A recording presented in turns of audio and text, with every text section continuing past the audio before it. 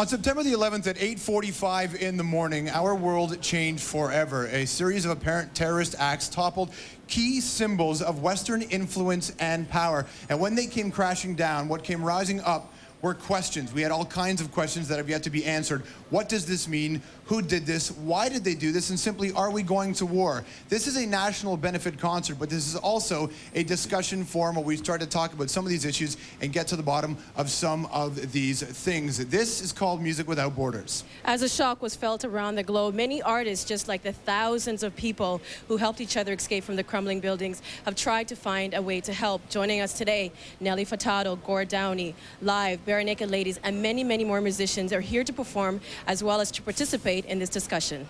We have also assembled a panel of guest experts here to help answer some of your questions and also provide some insight into some of the issues that have arisen since the terrorist attacks on the U.S. Remember, this is your group discussion. We would love to hear from you. Please phone us at 1-800-265-MUCH. You can fax us, 416-591-MUCH, 6824. Or you can email us, and that would be musicwithoutborders@muchmusic.com. And as Nam has said, a lot of artists have gathered here today. We're going to be hearing some of their insight, as well as hearing some of their music. Right now, please welcome Barenaked Ladies.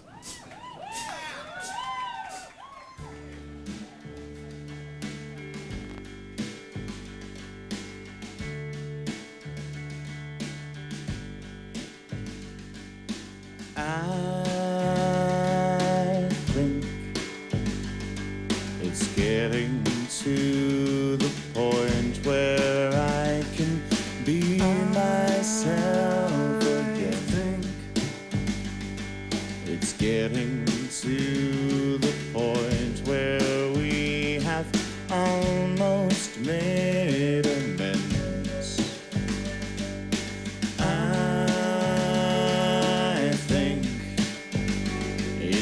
Getting to the point that is the hardest part.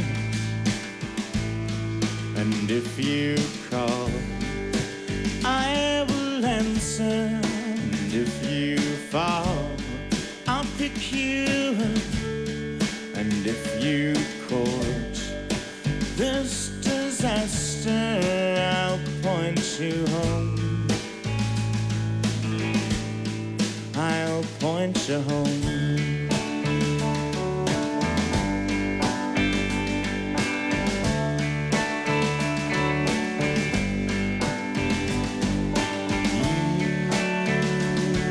You think I only think about you when we're both in the same rank.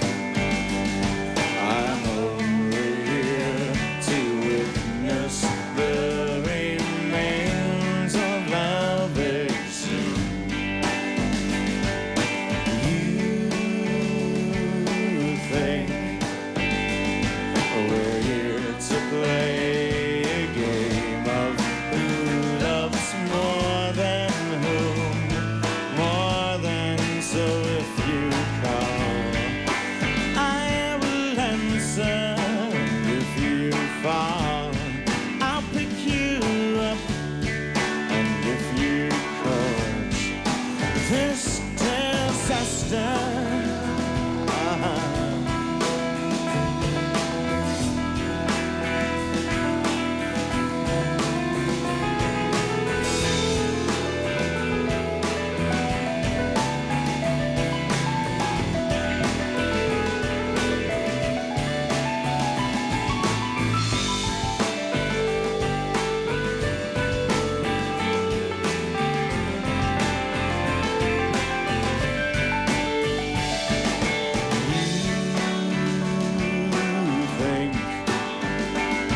it's only fair to do what's best for you and you alone. It's only fair to do the same to me when you're not home. I think it's time to make this something that is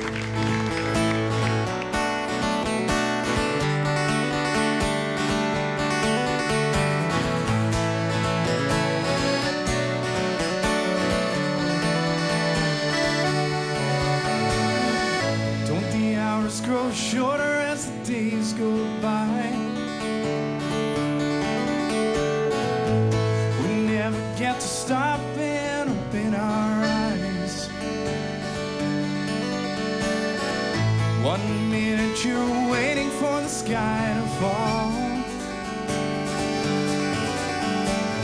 And next you're dazzled by the beauty of it all. Lovers in a dangerous time. These fragile bodies of touch and taste, this fragrant skin, this hair like lace, spirits open to a thrust of grace, never a breath you can afford to waste. Lovers in a dangerous time. Lovers in a dangerous time. Lovers in a dangerous time. Lovers in a dangerous time.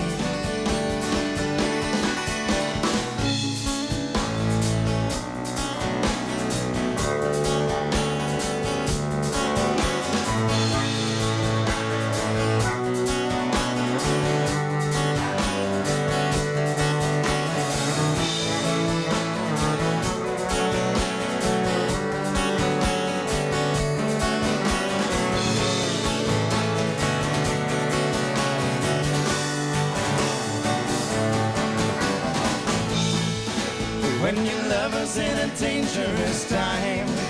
Oh, sometimes it made you feel as if your love's a crime. Nothing worth having comes without some kind of fight. We gotta kick at the darkness till it bleeds daylight.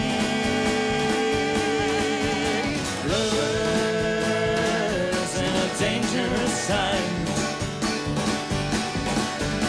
Lovers in a dangerous time.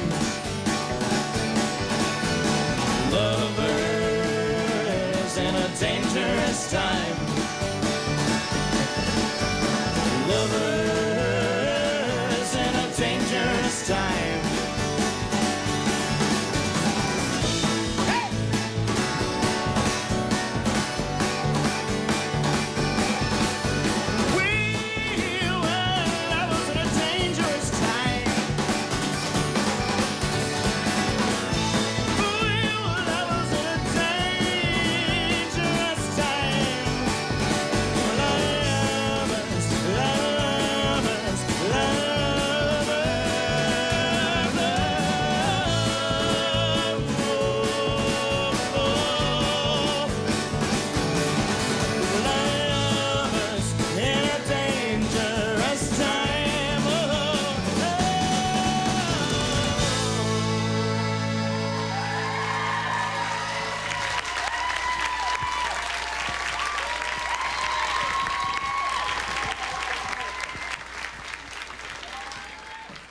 Thank you very much to the Bare Naked Ladies as Music Without Borders continues here at Much Music. This is your national benefit concert, but it's also a discussion forum.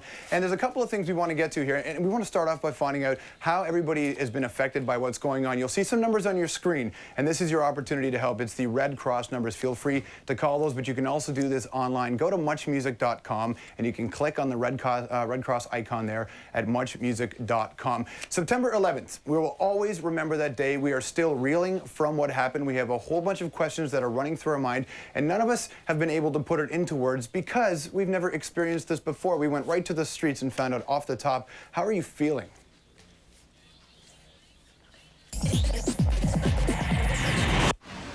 How do you feel? Outrage is a good word. It's other words than that. Can't be described. There's so many casualties, so much destruction. Just words can't explain. Stuff like that happens every day everywhere else around the world. It's just that over here we're fortunate enough not to, see it every day. But we have to take into consideration that it happens everywhere else in the world. As soon as I found out, I just felt this pit in my stomach grow, and and then hearing about the second plane, and then at the Pentagon as well, I just kept thinking of all of the people who have family and friends who are there. You see the reaction, the people on the street looking on TV to see the actual destruction.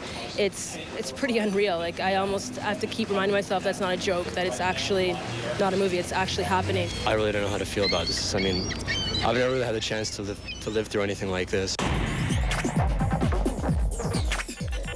It's the question we've been asking ourselves. It's the question we've been asking everybody, which is, how are you feeling? And right now joining us is Dr. Albert Wong from the Center for Addiction and Mental Health, which is formerly the Clark Institute. Albert, thank you very much for joining us. You know, we are a music station, and we talk a lot about music being something that helps people get through emotions. Please talk about its role in helping people heal with the tragedies that have happened in the States. Well, I think in general, music can help people share some collective emotion that they might be having in response to events like this, and also to other events. I think sometimes it's hard to put some of these things into words, and artists can certainly facilitate that process by dealing with some of these feelings in their art and music. I mean, you take a look at what's happened. None of us have seen this before in our lifetime. None of us have any idea how to even start, you know, dealing with these effects, and we do go to music. I'm wondering if music is going to come towards us in this time. Will music be more reflective and change since the actions? I think some musicians and artists have always been more sort of aware of geopolitical events and have dealt with those issues in their music, and maybe the dramatic and drastic nature of this event might encourage other musicians to do that more. Do you think that music as a whole is going to change? I think everything is going to change. I think music, you know, is a part of that, of our context, and it can't help but change. Now, a lot of songs that have existed previous to this event meant one thing, and you're starting to see that, you know, become more meaningful to us now. And as everything changes, and as we try to keep up, you know, will that trend continue? I think so. I think that, again, you know, this event has been so dramatic that that art in general will, I think, have to react to it and deal with it. Where did you see the events? I was actually at home, and I was watching TV that morning. I didn't intend to spend 3 hours in front of the TV, but of course, once I saw what happened, I ended up seeing the whole thing live. How does your profession change now? How do you handle something of this magnitude? Well, I don't know that it affects us directly here in terms of what we might do clinically, but certainly I think over time, and especially in the areas where people were directly affected, like in New York City, that physicians and psychiatrists in particular might be seeing people who are directly affected. Okay, obviously lots of people want to get involved in a variety of different ways, and what we have is an email that we should go to and ask you a question, which is: every channel I turn to, every station I listen to, every person I talk to still can't believe what has happened. In this time of great sorrow, there's been one thing that has helped me through it, and that's music. Some songs were, you know, just songs, but now when I hear them, they seem to have that much more meaning. And are people going to be looking now, you know, to music and to art? Will they be looking for this help?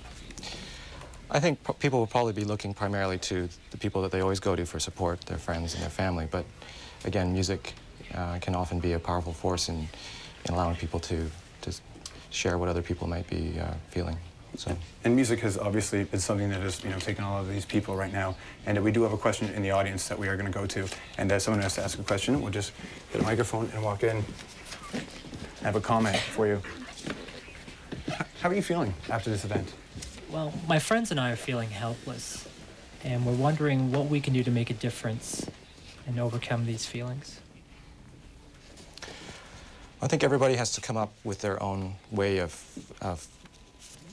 dealing with the way that things have changed since these events.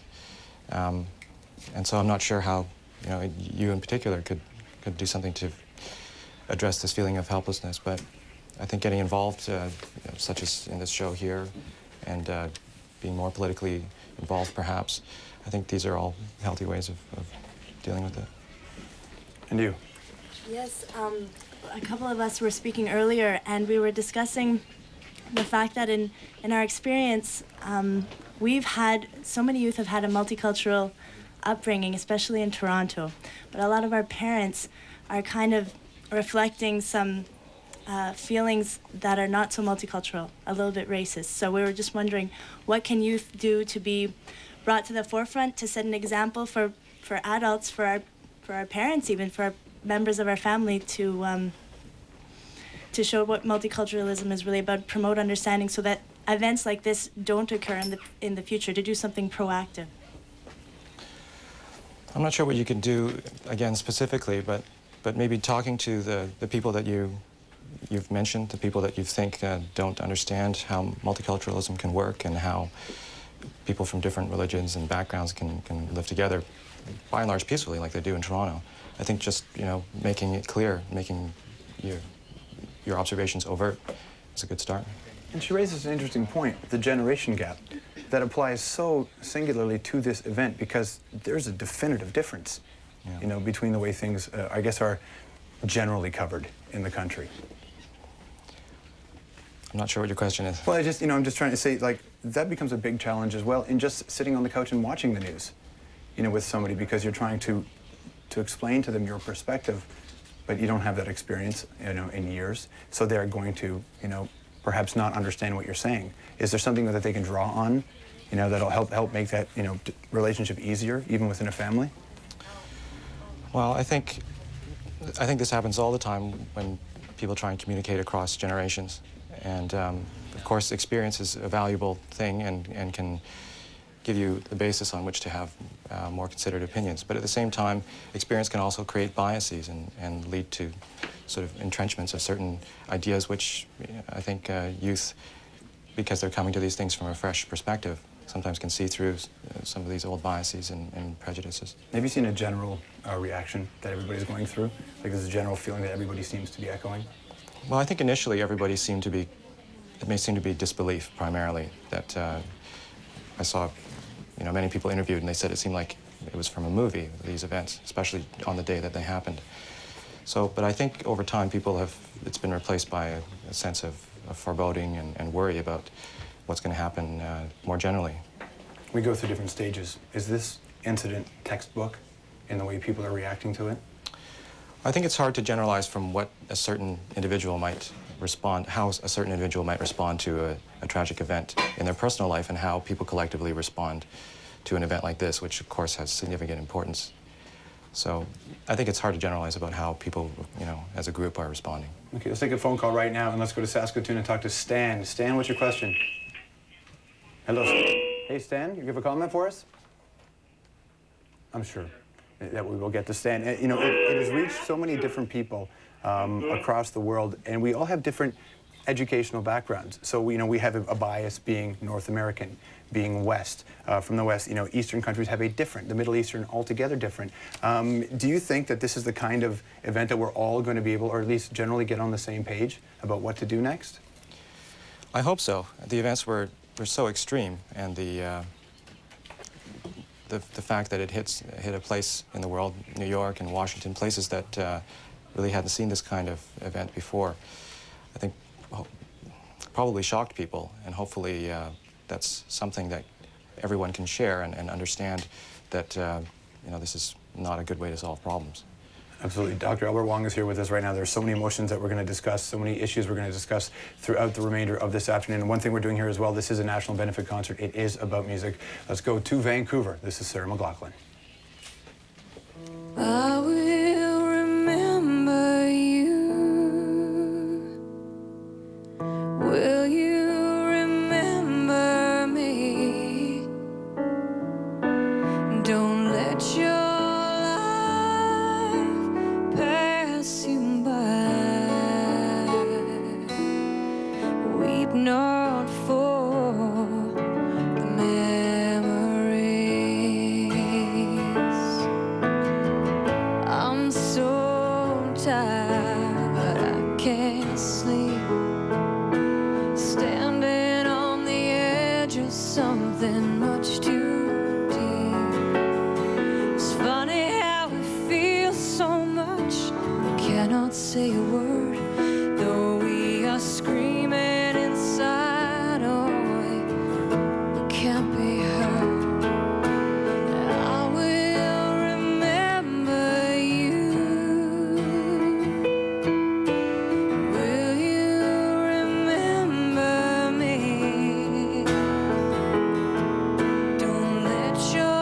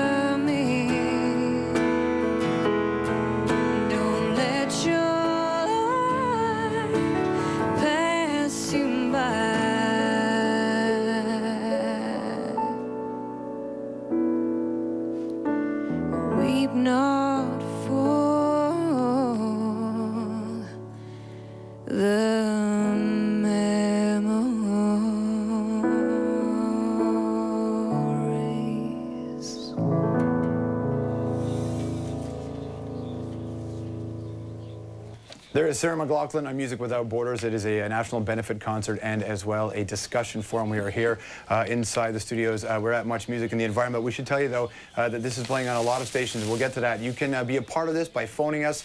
You can fax us or you can email us. There's plenty of ways to get involved in this conversation, and we encourage it because that's really what it's about. It's a chance for all of us to sort of hang out together today and see if we can actually get to or any deeper into these events that have seriously and sincerely affected the entire world. Some of the stations that we are being broadcast on, you know, we're on Much Music USA. We are broadcasting in the United States. If you've got a message as well, Much More Music, APTN, Canadian Learning Television, Court TV Canada, Star Television, and as well, we're broadcasting on Edge TV. So a whole bunch of networks, a variety of companies coming together to be a part of this national discussion. We are now joined as well with Albert Wong by a couple of members of Bare Naked Ladies. Ed and Steve are here. We'll just start off, you know, by saying this. Share your feelings, you know, about what's been going on. It's been difficult for us. We had some shows booked in the United States that we had to cancel just due to, you know, nervousness and animosity about traveling right now. It's hard as artists because a lot of people look to us for answers, you know, and we're frankly as shocked and horrified and saddened by what we saw as anyone else. I think so many times I wish I could just say that perfect thing that would give somebody some insight, but I'm still looking for that perfect thing myself. I think this is a great time for people to come together and admit that they maybe don't have answers. I think sometimes in discussion alone you find some answers. So that's why I'm here. I'm feeling. I mean, I've been reeling ever since the tragedy happened, and what's frightening to me now is the kind of the political rhetoric that's out there now that President Bush is putting out. I think it's really great that he's unified the country, and I think and that he's also rallied people from all over the world, and I think it's a wonderful thing that we have to fight terrorism,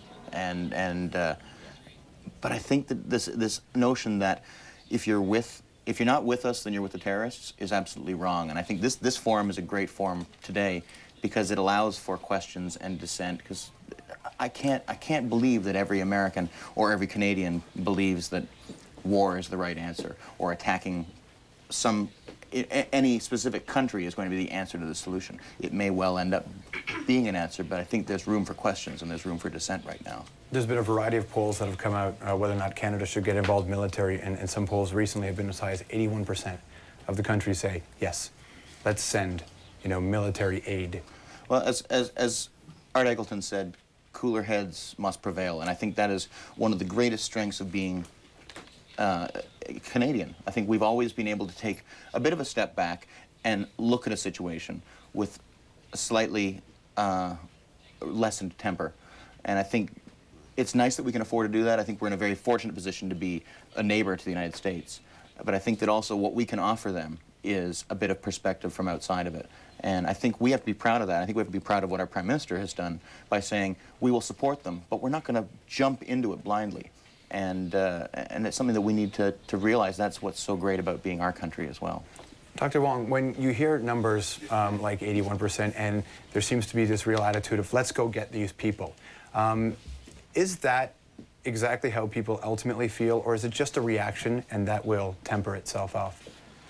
Well, I don't know exactly how people feel, but I agree that I worry that the response to this very extreme act might also be very extreme and might escalate things in a way that nobody really wants to see. That's not going to be in the interests of everybody. And I think it's important to, I mean, I don't think anybody disagrees that the acts were terrible, horrible events. But at the same time, it's important to separate out the responsibility from people who actually carried out these acts and the larger, probably, populations from which some of these attacks might have been staged. It's not the entire country that's bad, and you know there's a lot of diversity of opinion in other countries in the world, just like there are here. And I don't think that most people, even if they shared some political beliefs with the people behind these acts, they probably don't advocate such extreme action themselves. And so I think it's important to be careful about who the response is directed against. Everybody feels the need to do something, to get involved. I'm sure you guys You know, I mean, you came here to be a part of it on an individual level. Has this changed the way you view your world and what you do professionally? I think it's changed not just what we do professionally, but the way we live our lives has been so affected by this event. And I keep trying to pull back from the political and from the economical and logistical. And what I've been thinking about a lot these last couple of days is just that thousands and thousands and thousands of people died, you know, and that in itself, if this had been an accident, if this hadn't been an act of terrorism, then there would be hundreds of thousands of people grieving right now. And that's what I can't get out of my mind lately, is just there were so many people whose lives ended at that moment, and they were from all different political opinions. They were from all different places, you know. And you can't not be angry about it, because it was murder, you know, and it was premeditated murder of all these people, so to be saddened by the tragedy of their death is heavy enough. To add on top of that the rage that I think we all feel at watching all these people being murdered. I mean, we all sat and watched it happen, and over again. It's horrifying, and it's something that's going to be it's going to continue to be hard for us to deal with. Do you live in fear now? You can't really live in fear. I think I've always lived in fear. I think I've always thought that, you know, the CIA's out to get us or something. You know, I'm a big conspiracy theory guy, and this was such a shock that I think you can't live your life waiting for another shock to happen. But it was such a Hollywood-looking thing. That's the other thing that shocked me so much, was that it's something I've seen before in movies. It's something I understand, and I believed was possible before I actually saw it happen. And if you saw it in a movie, you probably would have went, no way. Yeah, exactly. Never happened. But if we had never seen that kind of thing in a movie, imagine how much more that would horrify us. And I'm kind of angry at myself for how long it took me to really be truly horrified by it, because I think the first reaction was numbness. And as we all sit here and try to get some answers from ourselves and from other people, everybody wants to be a part of this conversation, talking about a variety of different issues, especially music and how music can help. Here are the members of Big Wreck. That day when we found out, where it's, you know, I woke up and turned on the TV and, you know, got shaky and, you know, shed a few tears, and automatically I just wanted to go home and, you know, be with my family and everything.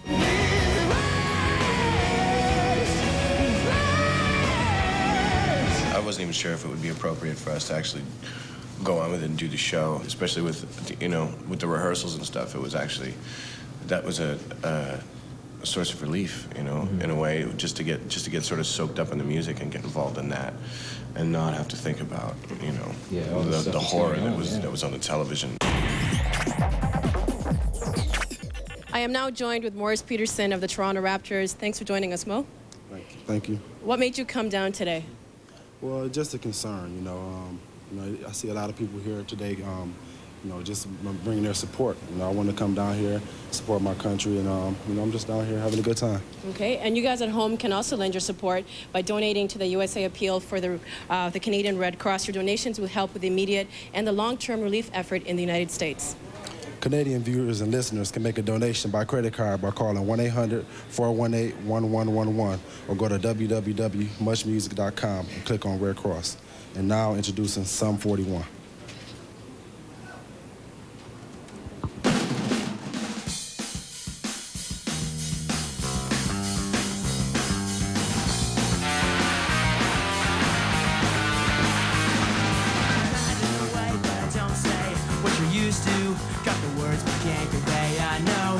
Turn it all around.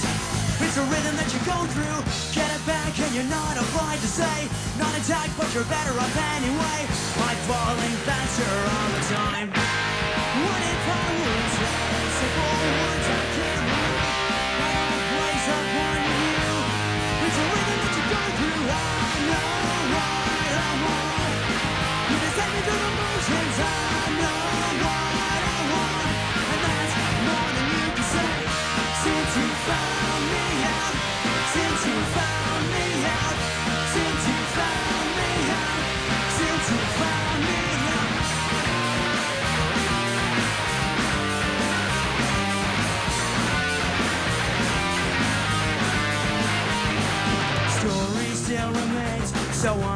you stay the same. But all the while you're counting on your day to come.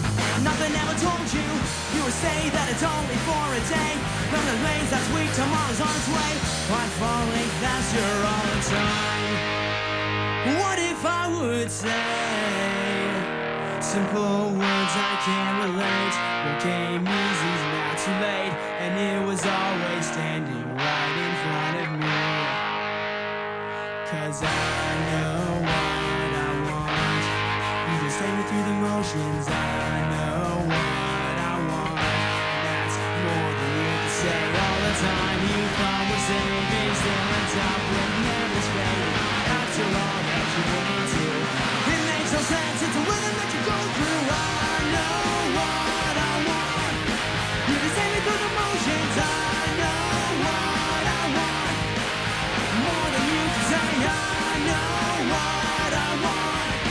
You just take me through the motions. I know what I want. And that's more than you can say. Since you found me out. Since you found me out. Since you found me out. Since you found me out.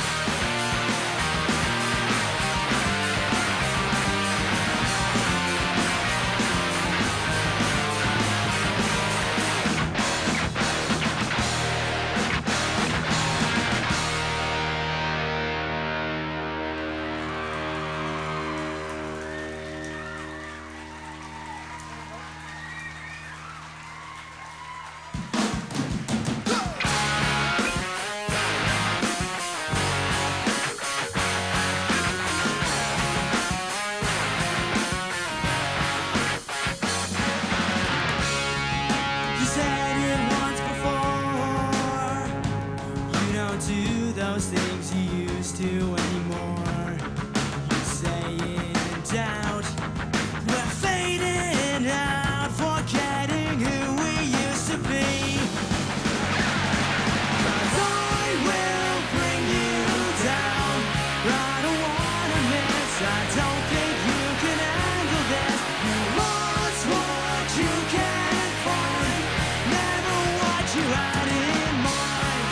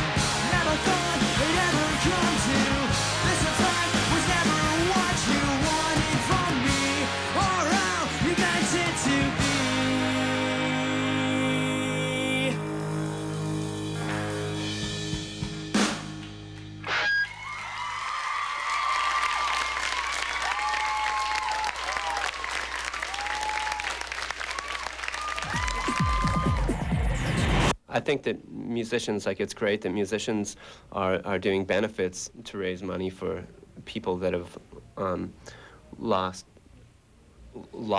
due to this. I mean, everybody has lost in a sense, but I mean, there's people that have lost a lot more because of the attack. We have to start with caring about each other equally so we can live together. I think that's a good start right there, and then from there we can probably progress and probably even make it as humans in the human race.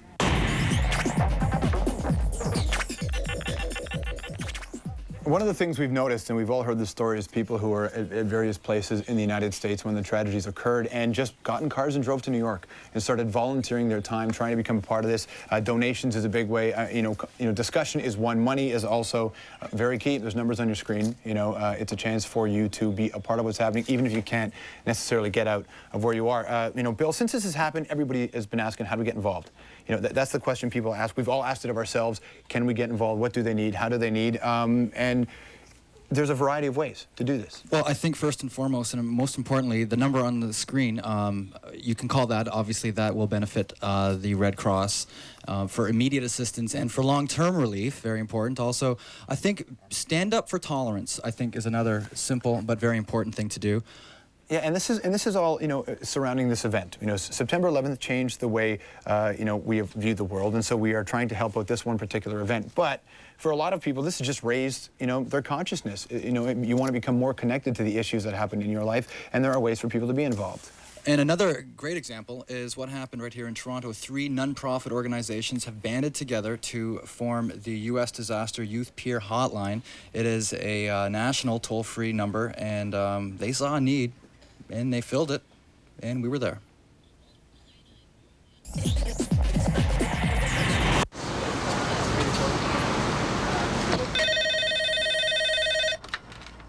Good afternoon, Canada Help Support Line. Erin speaking. There are 3 youth charities that have come together to put this together. Taking It Global, Free the Children, and CanadaHelps.org. They're all three of them are youth organizations that felt very strongly about what had happened in the States and felt that they should make a difference. So the 3 of us decided that this was one way that we could help out. Who's answering the phones? Not only do we have a group of counselors and professional people that are able to answer the questions and just be supervisors, we also, what's unique about our phone line is that we do have youth peer counselors that have been trained extensively in order to take these calls, in order to just listen to the feelings of the youth and try to steer them in a direction where they are feeling empowered and ready to do something. So you're having a tough time with people in your school? In what way, Joe? One of the things that we're really trying to combat is the feeling of helplessness among youth. In a time of struggle like this, there's so many things going on, and there's so little that people, individuals, think they can do. So we're trying to empower kids to not only speak out on what they're feeling, but also to get them going in a direction. So one of the things we are doing is putting together the support line to give people an outlet. As well, though, we are also doing fundraising campaigns and initiatives, that sort of thing. Just getting youth involved. For this specific support line, the principal thing we were trying to fight against was the feeling of powerlessness that a lot of people have across the country.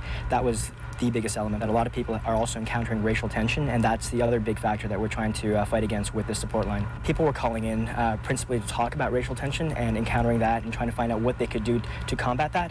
And after talking to these people, generally, they've been very, very appreciative that this service has been provided to them. Apparently, it does fill a need that youth do have at this moment. Have your parents talked to you about their feelings, Joe? Not really? Have you talked to your parents about your feelings? As well as the phone lines, one of the other ways that you can get in touch and get some information is by our 2 organizations' websites, CanadaHelps.org and Kids Can Free the Children, Kids Can Free the Children's website, which is freethechildren.com. 2 ways that you can get information and get involved that way. Getting involved. I mean, that's the question everybody asks. What do I do?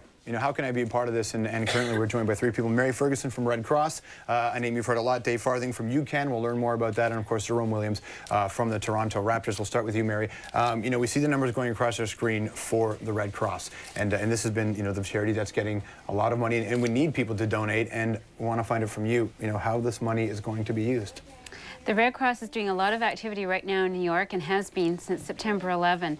They've been involved in the relief and rescue operations. They're running 11 shelters in New York where people are displaced from their homes. About 35,000 people have been displaced.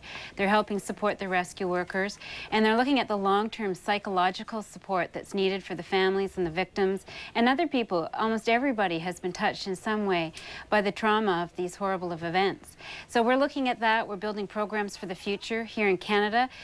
Thousands of Red Cross volunteers in the Atlantic provinces helped people who were brought in by plane because they couldn't get anywhere else, and some of them were here for a week in the Atlantic provinces, more than 20,000 people. So we help shelter and feed and deal with their basic daily necessities. And so there's a lot of work that's being done now, but there's a lot of work that will go on for weeks and months. In the event that this event actually escalates, you know, there is talk of military action. Where does the Red Cross play then? In some of the regions that may be, unfortunately, you know, the board for this? It's hard to predict how it's all going to unfold, but I know that in the United States, the Red Cross is working with the U.S. reservists, supporting them and helping them deal with their needs. It's impossible to predict what the future will hold, but the Red Cross will be there for people on either side of the situation as they need help. Dave Farthing is also here from UCAN. Dave, thanks for coming. Tell us about UCAN. Well, UCAN is a national organization that started about 5 years ago. It's run for youth, by youth, and what we try to do is empower young people to deal with conflict situations in more positive, peaceful ways. So we train them how to communicate better, de-escalate violence, and deal positively with situations. How do you feel then when this is what you're trying to do, to empower the youth in a non-violent way, and then what you hear on television, what you hear from the ultimate leaders is, it sounds like a call for violence? Yeah, definitely. It's definitely concerning because, I mean, you know, to get caught up in a war situation means violence. It means, you know, the escalation of violence and possibly, you know, more civilians getting injured or hurt, that kind of thing. And it really kind of motivates me and the youth that I work with, I think, to look at ways of getting involved, to do things in our own community, whether it's, you know, sending some food aid or some teddy bears or whatever it is to the victims of people that have been affected by this, but possibly to develop more programs, more training initiatives like we're doing in peace building, conflict resolution, to try to get young people to deal with bias situations and to talk about tolerance, to have dialogue between possibly Muslim youth and Jewish youth, and, you know, just trying to create positive atmospheres for positive action. One, I guess, tenet of living in this world is that lending celebrity to a charity or any kind of cause is often very helpful. Joining us now, Jerome Williams from the Toronto Raptors. You don't have one thing, you've got a few things on the go. Well, definitely. I think that it all begins with the community itself. And I think that when celebrities can step out and really engulf themselves in the community and find out ways that they can help collectively and just bring people together, that's the most important thing. The NBA itself, all the players have donated to the relief fund, to the families that were affected by the horrific tragedy.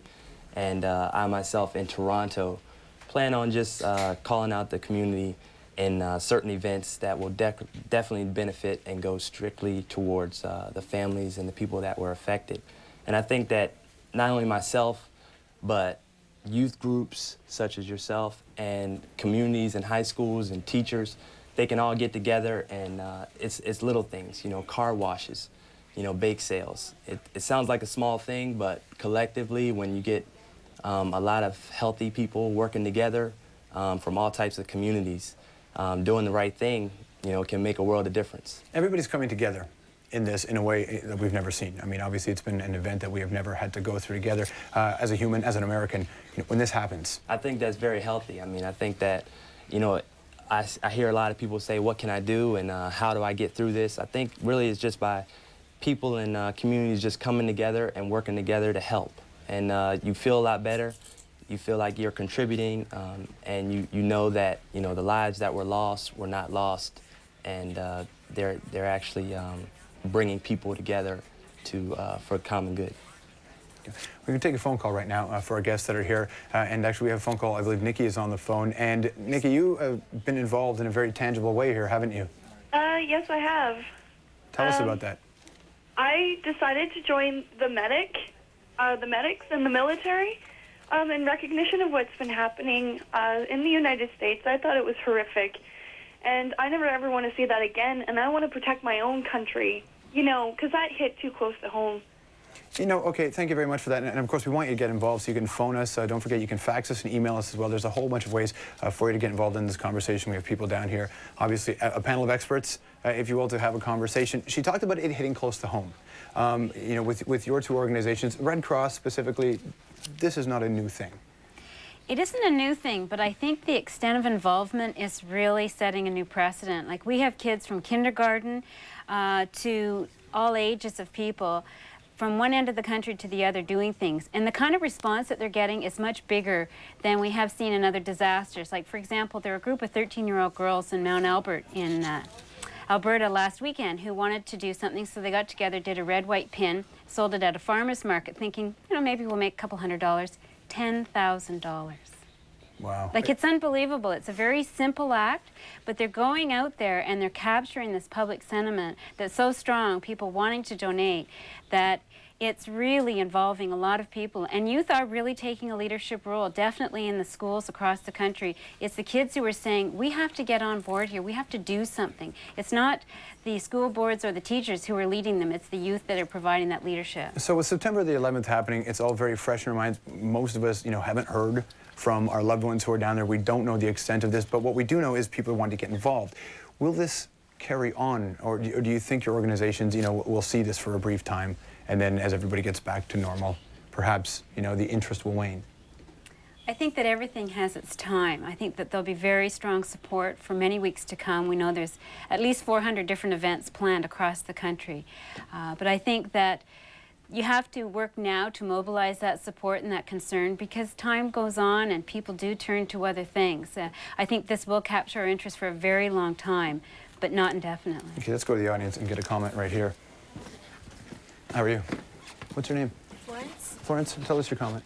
I just wanted to know how I can help, because I'm too young to donate blood, and I don't even think that there really is a need for blood because they don't have that many people to give it to, and I've already donated money. Is there anything else that I can do personally?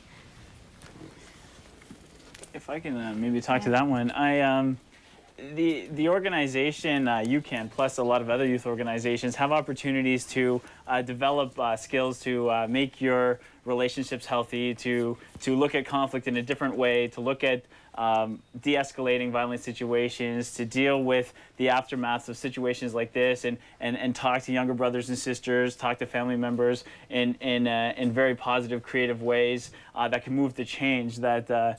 And you referred to a lot of different things as far as, you know, having bake sales, doing different initiatives in the communities to raise other money, you know, that can go towards relief efforts, as well as there's a lot of conferences and stuff happening in the Toronto area where young people are talking about the issues and moving things to change, whether it's dealing with biases and discrimination, or whether it's dealing with the correctional system, or dealing with issues internationally.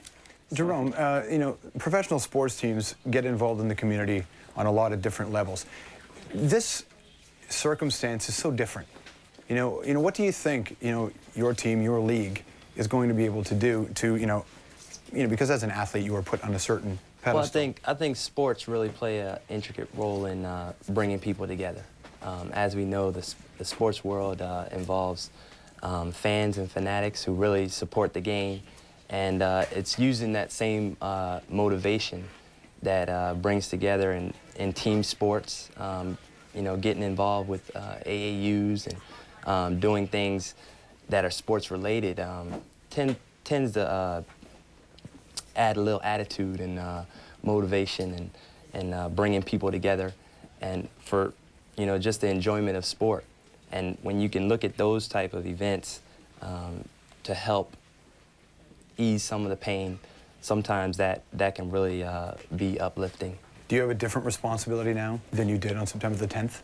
Well, I think that, you know, my responsibility has been the same, you know, since day one. It doesn't take a tragedy like this to really make you, you know, start to consider, you know, how important reaching out to the community is. You know, it really has to be something that has to be established day one.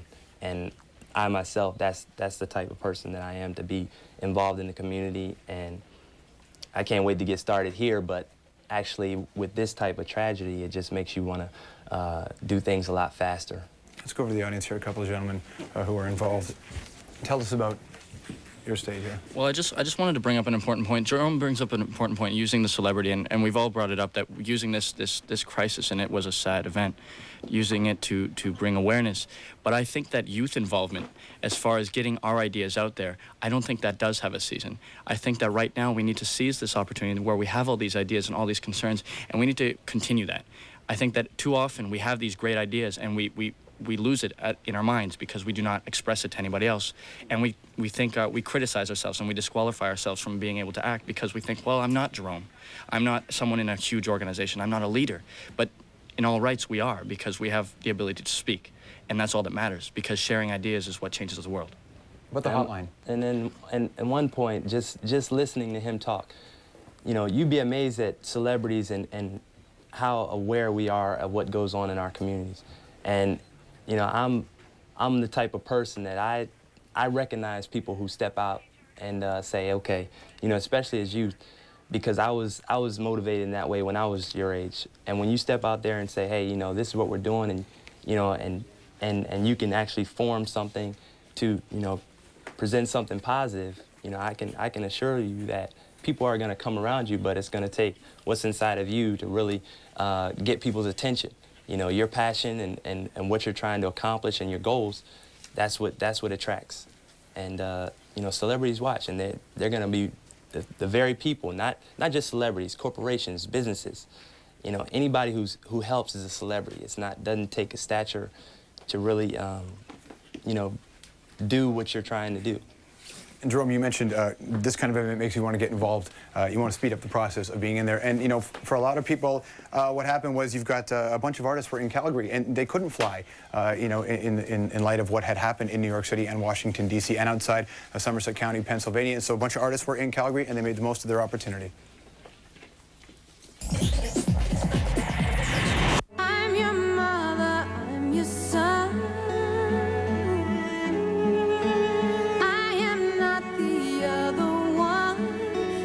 You left to me. It's devastating, but I know that life does go on and you have to pick yourself up. Mayor Giuliani has been instrumental in telling the people of New York City that go eat in restaurants, go to the movies. Broadway is opening tonight. It's life as usual. I think terrorism wants to stop life. It's amazing what so few can do to so many, and I think that's the scary part of it. They want to create havoc, and they haven't done a good job of that, and New Yorkers should be very proud of that.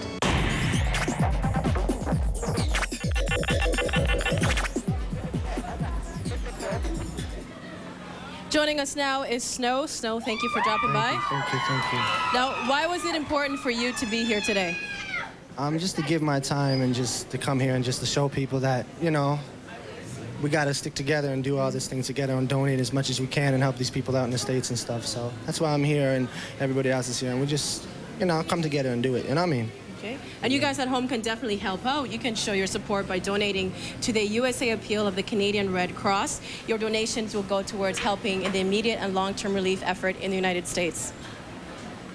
Yeah, and you could go to it by Canadian viewers and listeners can donate by credit card or call 1-800-418-1111 or go to the www.muchmusic.com and click on the Red Cross and do as much as you can and donate as much as you can. So that's what we're here for too. And viewers in the States can make donations through credit card by calling 1-800-HELP-NOW, or you can log on to www.redcross.org. Cash and check donations can be made by visiting any major bank or Red Cross anywhere in North America. Right now, please welcome Gord Downie and Dinner is Ruined right here.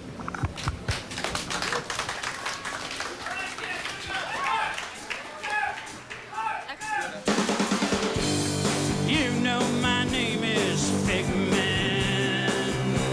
I'm not who you think I am. All of my heroes are women, and all of them are cinnamon. My cinnamon women.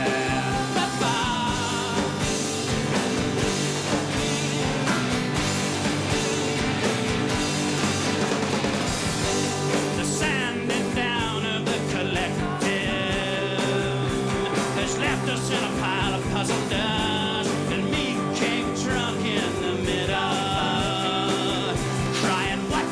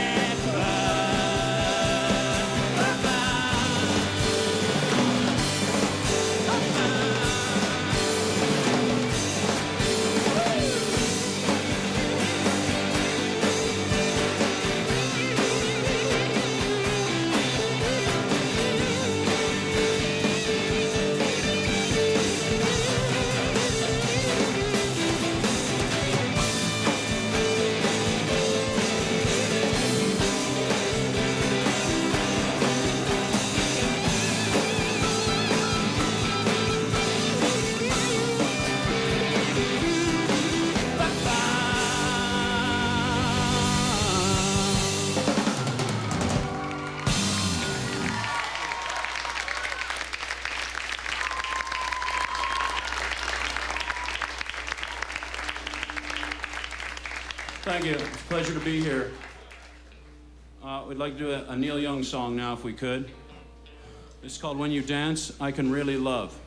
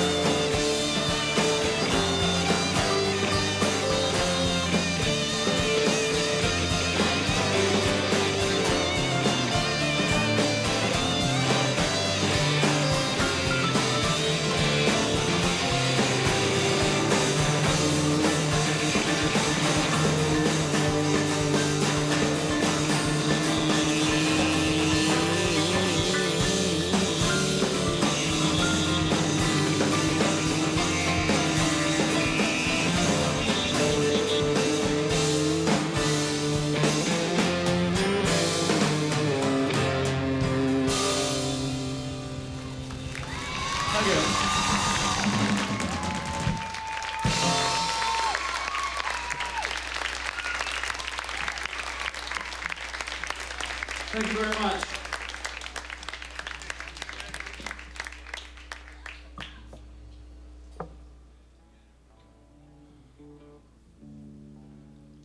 We'd like to do a song now.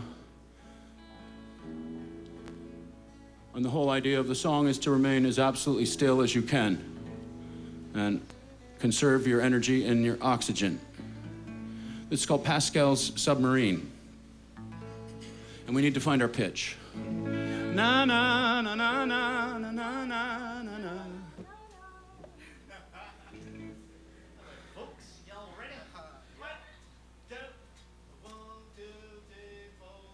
Na na na na na na na na na na. Na na na na na na na na na na na.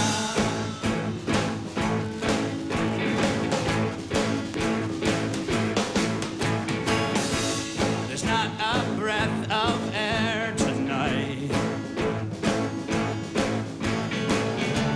I've got my windows all thrown open wide. Yeah, I'm dreaming on any little breeze to move the curtains, shake the leaves tonight. Yeah, I stumbled into sleep's ravine. Into a dream of Pascal submarine. Yeah, where if you can remain quiet and still, you might escape your fill of life's misery. Na na na na na na na na na na. Na na na na na na na na na na.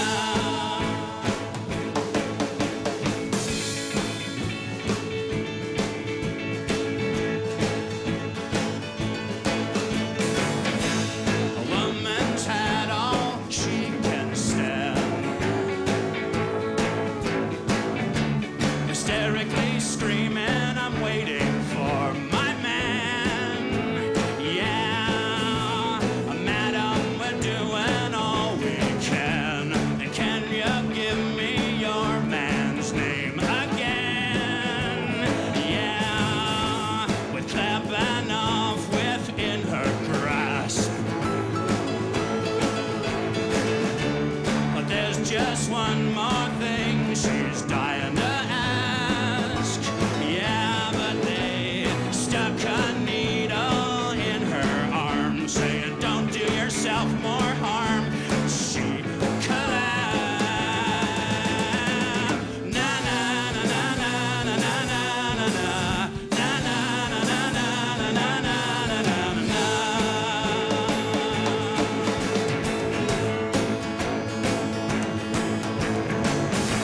There's not a breath of air tonight. We got our windows all thrown open wide. Yeah, we're praying for a little breeze, for the skeletons, for the effigies tonight. Na na na na na na na na na na. Na na na na na na na na na na na.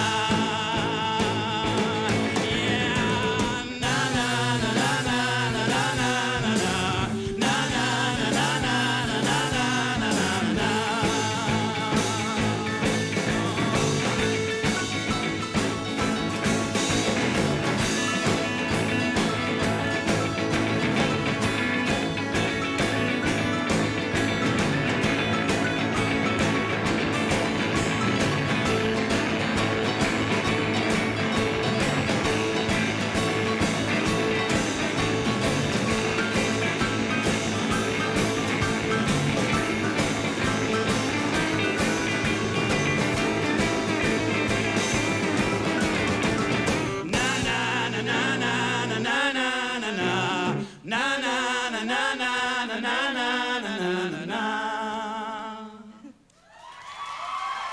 Thank you.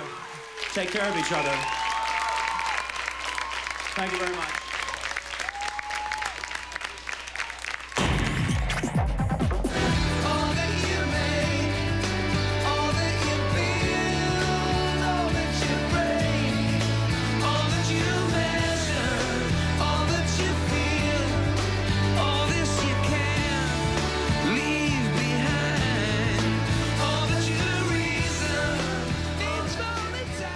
There you go, words from U2, and before that, thanks to Gord Downey of the Tragically Hip, the Dinner is Ruined Band, and also Julie Durand for all being a part of this. You know, you saw words from U2, a band that has been willing to get involved in a lot of different things. If you feel like you want to give and you feel like you have somebody that you'd like to donate to the Red Cross, the numbers are flying across the screen, and it's an opportunity for you to get involved. One of the words that we've been hearing a lot since September the 11th is the word terrorism. We'd heard it before, but now it means something different to us because this is the first time it's happened this close to home.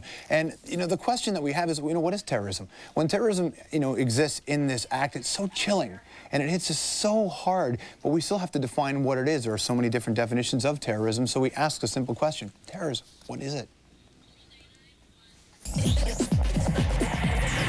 Our very freedom came under attack in a series of deliberate and deadly terrorist acts. I ordered our armed forces to strike at terrorist-related facilities in Afghanistan and Sudan. The present atmosphere of random bombing is certainly not conducive to constructive peace negotiations. There will be no sanctuary for terrorists. They were acts of war.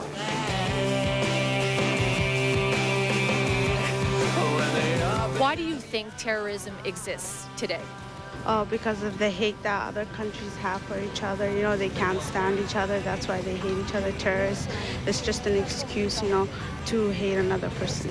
I think the main reason is a lack of communication between various groups of people, and that's pretty much that's the root of it. That's the root of a lot of problems. People are trying to make a statement, but actually they're just killing innocent people. We have a good thing going here, and they're completely different over there, and I think they're really jealous of what we got, and they want to take that away from us. They need an outlet for them to be understood, and they don't think the world will be able to understand them unless they take really drastic measures. Well, I just think it's rooted in fear. People who really don't know how to deal with the problems in the world in a peaceful manner. There's a lot of hostility between, obviously, the different countries, just difference of opinions, values, beliefs. When it's done in America, it's called terrorism, and when America does to other people, it's called, you know, just peacekeeping. I'm an American, but like the American government, buying these places, you know, and it's all about oil,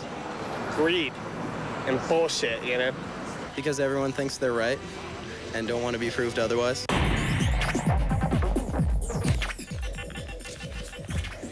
Music Without Borders continues here as we have this this national discussion and forum. There will be music to come. We obviously are going to involve people here in the audience as well. And we have some guests joining us. We have Dr. Beth Fisher, professor of political science at U of T. You're an expert, I guess, in international security and relations. Yeah. We've also got a member of the government here, which will be, you know, Bill Graham is here, chair of the Standing Committee on Foreign Affairs and International Trade. And we'll get to him, and David Usher, solo artist, and from Moist as well, who joins us. We saw the piece right off the top, which is trying to get a handle on what terrorism is.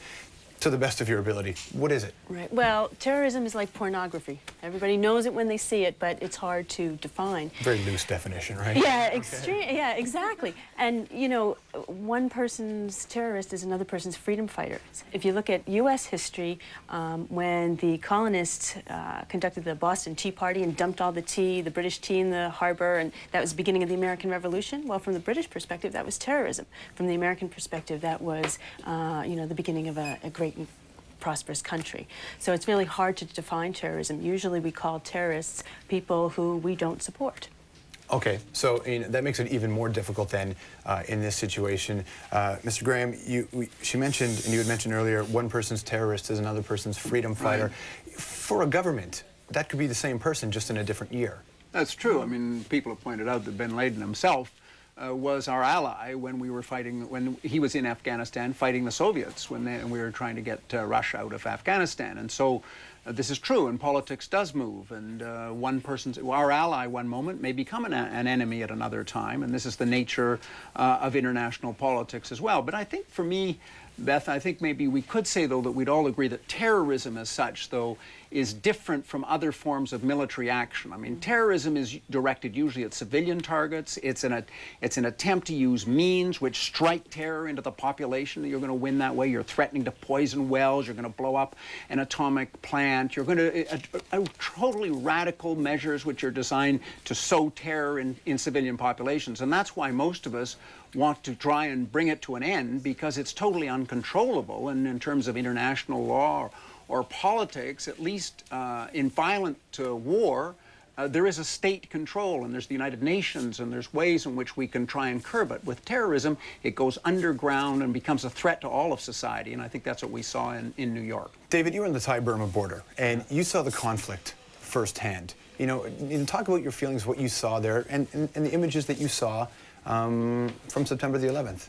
Well, you see so many displaced people fleeing across the border, the refugee camps, and you have a government in Burma that is suppressing democracy and has for years, and there's no way out for these people. They come across the border and they are without passports, they have no citizenship, and they're forced basically to live in the camps or go underground in Thailand. Okay, that's such a question from the audience, and because we don't have any hard and fast answers, and Erica Joy is here, and you have a question. My question was, in terms of civilian life being lost, I know a lot of people have echoed the sentiments that the U.S. has gone in a lot of countries and have killed a lot of innocent people. But for me, the difference between a terrorist attack and an act of war, I'd like to know the definition of war. And we as North Americans are saying this is definitely an act of terrorism. But in other countries, they're saying, well, it's actually a war. Now we're going to retaliate. What is the definition then between war and an act of terrorism as it regards collateral damage that will occur ultimately because of this, which has occurred? Well, perhaps I could take a cut at it. I used to teach public international law at the university, so I used to say law books don't stop bullets very well, but they do define things. And an act of war usually would be committed by a state. And that is really the great difference here. I mean, it's finding the people that are responsible for this. And while they might be supported by certain states, this is not the act of a given state. An act of war normally is when one state goes to war against another state, the way Japan bombed Pearl Harbor in 1941, and you can identify that, and then there's ways in which one can react to it, both militarily and, in international politics. This is much, much, much more complicated. And terrorism tends to be random. You know, random to the victims. Right, but there's an element of surprise in it, and there's no declaration of war and gearing up the military and things like that. It's random. The purpose is to instill fear, and it's aimed at civilians. Let me read an email that we got here. It says, there's a small group of people who condemn possible military action by the states. Why haven't I heard from these people? Is an alternate solution to the conflict that's feasible? So if we don't go after the terrorists violently, how are we supposed to stop them from threatening our safety? Again, that's from Alan in St. Catharines, Ontario. Is this the only way to go get them? I think we have to have a multifaceted approach. I think we have to get them, but I think we also have to have a political solution to the problems where they're born. I mean, the most recent terrorism that most of us in Canada are very familiar with is the IRA in Ireland. And when you think of it, the IRA years ago were blowing up all sorts of things, killing innocent people in Ireland. And they've only been isolated recently. When a political solution came, the majority of the population said, look, we're not going to put up with this anymore. And so they couldn't run down to the south of Ireland and have a safe haven and people say, well, we sort of support you. So, and I think that's what we're going to have to do with this terrorism too. We're going to not only have to strike at the individuals that are terrorists, but we're clearly going to have to address the political causes where they are, or they'll continue to erupt in other ways. David? Do you think, though, that this sort of terrorist action is fundamentally different than other sorts of terrorism, like the PLO or the IRA, and that those were terrorist or are terrorist organizations that are looking for a place at the bargaining table? They're looking for, nationhood. Right. Where this organization isn't really about a nation; it's more globalized. I think that is a real problem for us to deal with, David. I agree with you. Tamil Tigers, you can address they're other type isolated. of. Well, they're also in respect of a specific conflict, and you can say they are sort of a military operation by their means. And if you can get to the military leaders, you can usually contain the terrorism. Here, as you say, these are people that are from all over the place, and nobody knows who controls them. That's the big problem. Let's get a question from Rick here. Rick? My question is simply, do you think we should be looking at American foreign policy as at least part of the root cause of terrorism? Well, why don't you answer that, Beth? You're the professor. I don't think you'd find anyone in the world, whether an American or a non-American, who would argue that U.S. foreign policy has always been honorable or just or even effective. But you have to ask yourself, if you look at the smoldering rubble that is the World Trade Center, you have to ask yourself, does anything warrant that kind of an attack on civilians? Let me read this other email here from Dave in Victoria. It says, do you believe in the logic of crushing the Taliban government for the purpose of sending a message to all other regimes who harbor terrorists? And this goes back to George Bush's statement, which is, you're either with us or you're with the terrorists. Right. You know, is this apparent, you know, philosophy of we're going to get them? Is that sound logic? I think there's a logic to it insofar as if we don't respond and react, we're inviting the possibility of other attacks of this nature, and therefore, in any defense, you have to take strong actions, and I think this is what the United States will have to do in these circumstances. But I don't think it has to be accompanied by addressing some of the other issues. Somebody asked whether the U.S. is responsible. I mean, I think we're all responsible to some extent. If, you know, we should have better aid projects. We should have a lot more active foreign policies addressing what we call the root causes of these issues that we have to deal with. Okay, let's take another audience question here. Jen, what's your statement? Yeah, I was just wondering what the Canadian government is doing specifically in Canada to eradicate terrorism. Well, we've heard a lot about this in the House of Commons actually last week, people saying, hey, the government hasn't been active enough in the last few years. I suppose, really, I looked at what happened in the United States and I thought, my goodness, they've been, you know, had much more active laws than we do, and it happened in the United States. So I'm not sure that all the laws are what we need. What we need is better enforcement.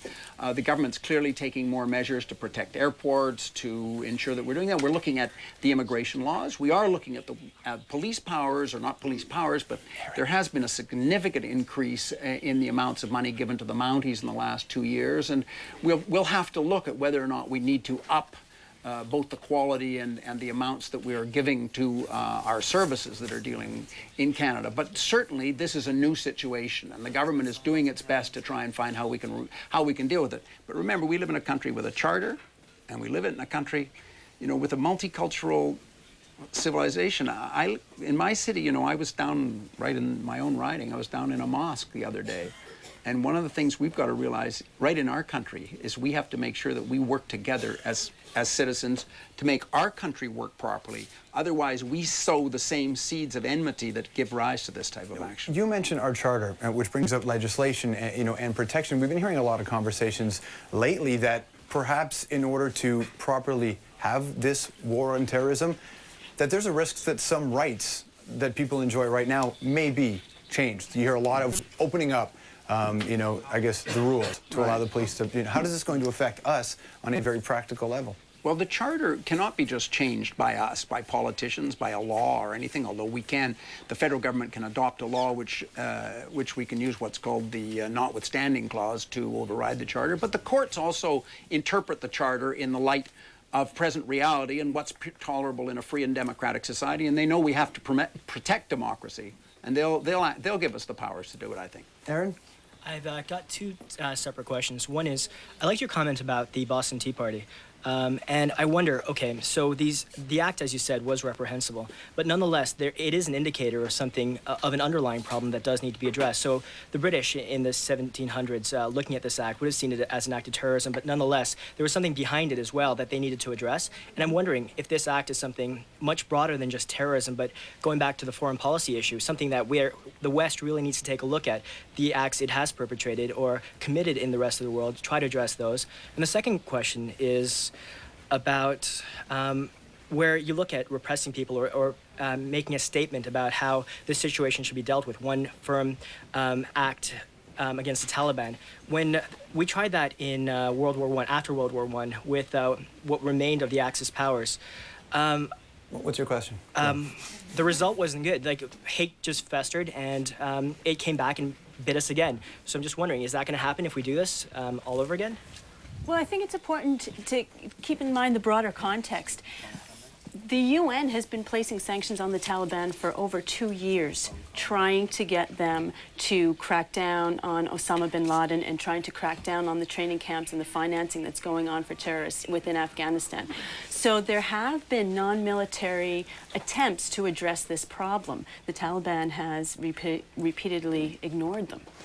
You know, we hear a lot about, you know, foreign policy. There is a philosophy and a school of thought that says we enjoy a certain, you know, amount of rights and freedoms and opportunities in this country that makes maybe some of this necessary to allow us this. David, when you see all these images and you hear all this conversation about, it's almost like what happened and how can we make sure this doesn't happen, not necessarily by retaliating. What are your thoughts on all of it? I actually think that there has to be a military response of some sort. I'm not talking about wide-scale bombing or anything like that, but I mean, the fundamental principles of bin Laden, I think, are diametrically opposed to my ideas of democracy. So something has to be done. I don't think we can allow, you know, if the Trade Center had, you know, if that kind of attack had happened in Canada, I think that we might have slightly different view of the response. I think we're, you know, I think we're being a little more passive about it because it still happened elsewhere. Pam, we have a phone call now coming in to be part of this, and that's Pamela calling us. Pamela? Hi. I have a comment first. I am really afraid. I don't feel safe anymore. Reason being, first of all, we're so close to the American border. And two, we know who Osama bin Laden is and some of his acquaintances, but we also don't know who the bandwagoners are and who are the people that are living among us or in the States who are going to jump on to save their country, save their family and their friends. And what I'm wondering is, if there is a chemical or a biological attack or an attack on our nuclear power plants or where they hold the Ebola virus, do we have the antibiotics and the insulin and the medical personnel to save ourselves? To the government. You know, people have the sense that the governments can't protect us anymore. Well, I don't think any government is going to be able to protect everybody in the event of, as you say, an attack on a nuclear reactor, which is successful. I mean, what we have to be doing is putting measures in place to make sure that there can't be a successful attack on a nuclear reactor, and that we are obviously policing matters like water supplies and these issues. And we're now looking at how we can have more types of antitoxins that are available. But these are, when you're talking about massive numbers of people that are going to be exposed to these things, this is the great problem that we have to look at. And I'm not sure, I agree with you.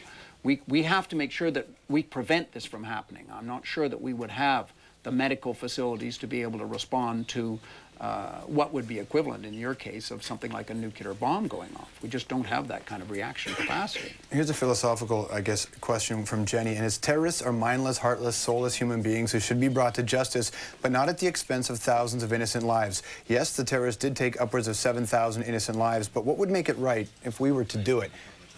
Which puts the question on you, and how do we handle that?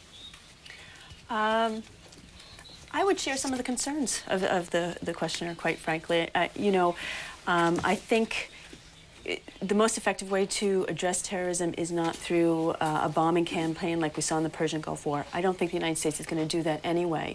But I think the most effective route to stopping terrorism is through things like covert activity, stopping the financing, placing pressure on the states that harbor them. But I share the concern about widespread civilian casualties elsewhere. You know, I think that we're counting on the United States to have a very measured response here, because the Americans are also aware, and Canadians have been saying, and we've been in the debates in the House of Commons this week, people have been very much aware of the fact that we do not want to do something which will exacerbate the situation and create a whole new set of dispossessed people that are going to say, well, we've got nothing to lose now. Why? We'll pay them back for what they did. And that's been the problem. When we talk about root causes, that's what we mean by root causes. We've got to make sure we don't create a new root cause. David, do you have hope? Yeah, of course I have hope. I mean, we got. Is it founded hope, though, or are you just hoping? I'm just hoping. Yeah. I mean, one of the most interesting things I've found with myself recently is sort of this weird radicalization of myself, or shift in ideology, where before the 11th, Star Wars, the idea of a George Bush Star Wars program seemed insane. Because I've spent the last 10 years after the Cold War being critical of the U.S. and their foreign policy and their democracy, because when there's nothing to fight against, it's natural and necessary to be critical of the democracy that's next to you, even your own. But you wake up today and you go, well, Pakistan having a whole bunch of nuclear weapons, being very unstable, maybe a Star Wars program isn't such a bad idea, because I never thought I would see a plane crash into the Twin Towers, but I saw 2 of them. And so now maybe anything is possible. So I have hope, but at the same time, there's a weird shift in ideology going on in my head. We continue the discussion here, Music Without Borders. It's a chance for you to be involved. It is also a benefit concert. We have an opportunity to raise money. There are numbers scrolling across the bottom of the screen to help the Red Cross. Everybody wants to get involved in this because we're all the same. We have all kinds of questions and all kinds of thoughts, and one of those is John Mellencamp. people know this world is a wreck. We're sick and tired of being politically correct. I see through it now, but I didn't at first. The hypocrites made it worse and worse. This world is a family, and we had a little brother who did something so devastating and tore up or killed another one of our brothers, right?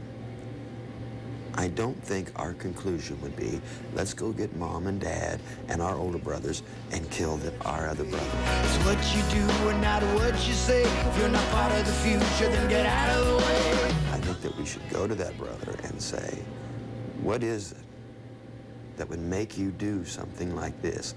How can we help? How can we change? How can we get away from? Whatever it is you want, tell us what the hell that is, and we'll see if we can facilitate it. Everything is cool as can be in a peaceful world. But the idea of going in and saying, okay, anybody that hangs around with that little guy, our little brother, and that knew our little brother was going to do it, we're going to beat the hell out of you and kill him. It just doesn't make sense. It just doesn't add up to me. We're back here. It is Music Without Borders, a discussion, a forum to try to, I guess, help everybody get through this. Shaggy joins us. You have a unique perspective because in our generation, the only other time we've seen a conflict or potential conflict like this was the Gulf War, which you were part of. Sort of. Definitely.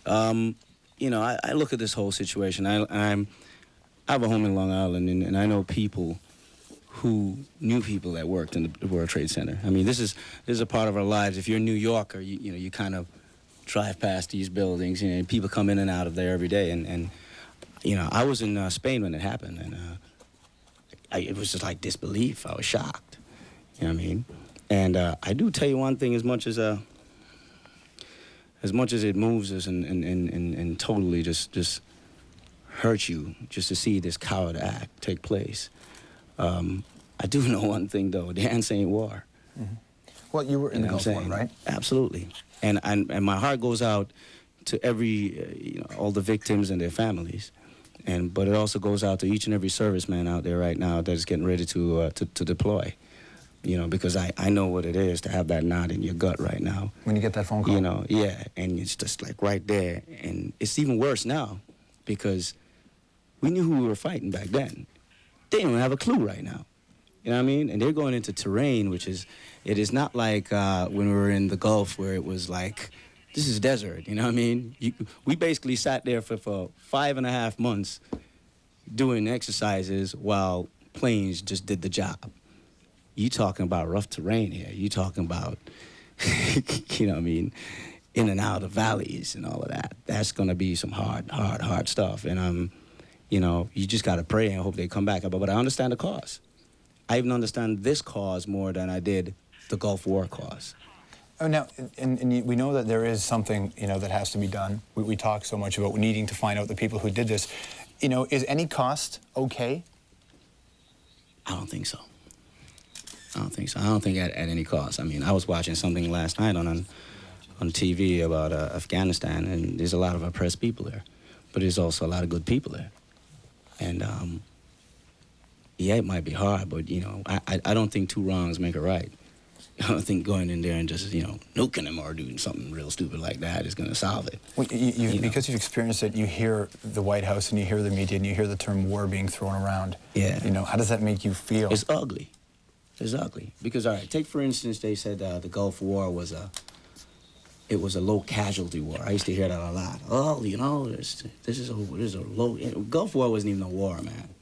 Believe me, that's a battle. You know what I mean? And one son and a daughter that was lost in that war or in that battle, that ain't no low casualty to that mom and dad, man. That's high casualty. You sitting there, you know, in your press conferences and whatnot. Oh, this is a low casualty war. That's stupid. Well, and that is that bravery of being out of range, of just thinking that we're doing the right thing. You know, at a certain point, do you need to put people in that risk position to protect your own nation? Well, I think this, you know, being an ex-serviceman, I know that once you sign up for that, you got this reality got to come in, you know, to perspective at some point that this is what you were trained for. You know, okay, we're going to go out there and do this job. And I understand the cause, like I said, you know, something has to be done about it. You know, these guys flying planes into people's, you know, in the buildings and killing. I mean, you got to do something about it. I understand. I agree to go in there and do something, but there's a way to do it. And that's why politicians get paid a lot of money, because they're supposed to know how to do it. That's why we elect them. And they have to make those tough decisions. Exactly. You know what I mean? And if you do it and you screw it up, then we're going to throw you out. That's how it's supposed to be. Well, there you go. Tough words from Shaggy. This is a national discussion and a forum, but it is also a benefit concert. More music and words here from Alanis Morissette.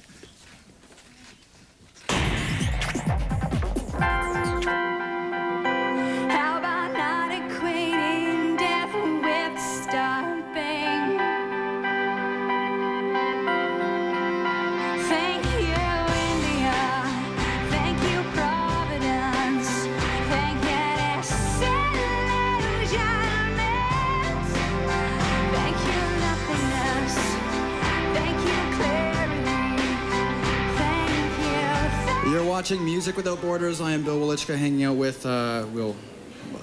I am honored to be hanging out with you. This is a Canadian Olympic gold medalist athlete here. This is Simon Whitfield. What's the event there that you won the gold medal in? In the triathlon. Okay. Swim, bike, run. That means you're not good in one sport. You're not good in two sports. You're good in three sports. Means you're running on our speedos for a living, yeah. That's pretty amazing. Yeah. Now, you know what, talking about sports at a time like this may seem trivial to some, but the Olympics are anything but trivial, I'm thinking. What are some of the, if you can talk about some of the ideals behind the whole the Olympic concept and the organization? Well, I think the Olympics is about bringing people together, and it's about sport at its highest level, but it's also about the determination and dedication it takes to get there. And it's about, I guess it's about sport without borders. It's about those countries coming together and competing, and for sure, and when something like this happens, it makes you take a step back and wonder if it is important. But I guess, you know, the important thing is that to be, for this not to be successful, what the terrorism was trying to do is to make disruptive society. So for that not to happen, it's important to go and to do the things you continue to strive forward and move forward. And so for me, for sure, the first couple of days afterwards, I took a step back and I said, I don't know how important triathlon seems right now, but I'll continue to race and continue to travel and try and not have it affect my life too much. And I think that's important for all sports and for all people is to keep moving forward and use this as an opportunity to come together as people and come together as a community and to understand each other better. And you know, sport is one way of doing that. Arts and culture is another thing. Music is another way to do that. And I think that's why this is so important. Very well said. Well, thanks for being here and giving us some of your insight. A number that, a couple of numbers we're going to be giving you throughout this broadcast are very important. We're hoping that they don't go in one ear and out the other. And another statement that you're going to be hearing a lot of tonight is us mentioning the Red Cross. If we can right now, we would like to give you some numbers. It's very important. Again, Red Cross is another hugely important international organization. They are providing, and yet I don't know if you have been told yet how the Red Cross is involved when you keep repeating the words Red Cross. Check this out. They are providing shelter, blankets, counseling, food, and water to victims, families, and emergency workers, both in New York and in Washington. And you can help by donating to the USA Appeal of the Canadian Red Cross. Your donations will help the American Red Cross, both in immediate relief, which is much needed, and of course long-term relief, and also as well as some of the areas that are affected globally. The Red Cross will go in and set up shop there and also be of assistance. And you have some Canadian numbers, Simon? Yeah, I have Canadian numbers, and I think it's also important for with the Red Cross and giving donations. It shows that you care and it shows that you're interested, and it probably helps with the healing process for people to feel that they're involved and then also understand what it means to be involved and where that money goes.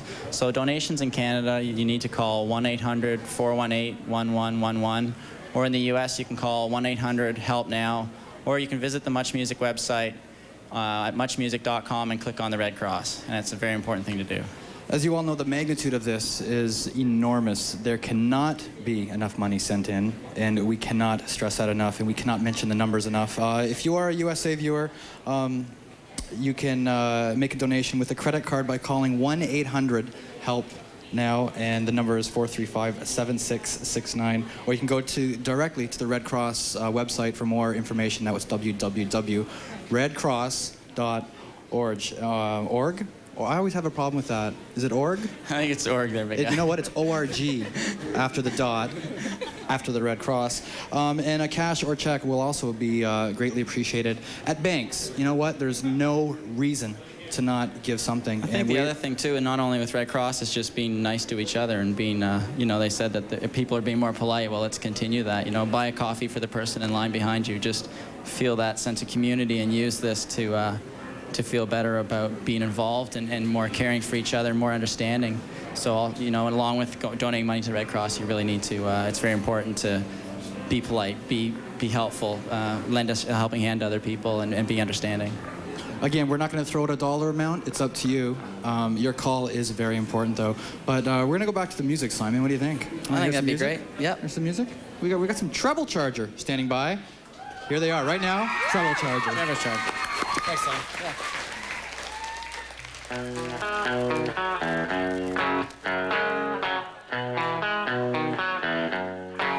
Over and over, I keep wondering why. Then I'll give up and see that look in your eyes. 'Cause if I trip and fall, I'll be to blame. And if I hit the wall, I'll still be the same. Let's go!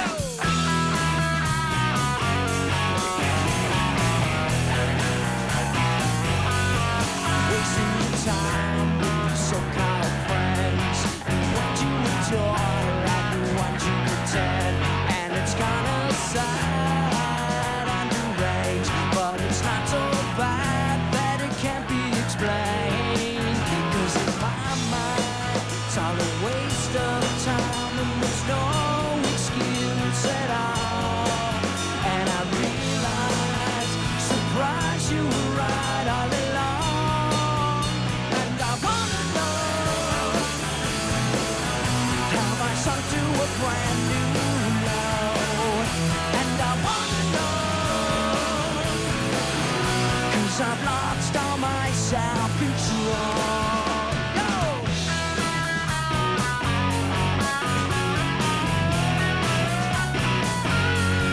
Guilty as charged, I've been convicted and tried.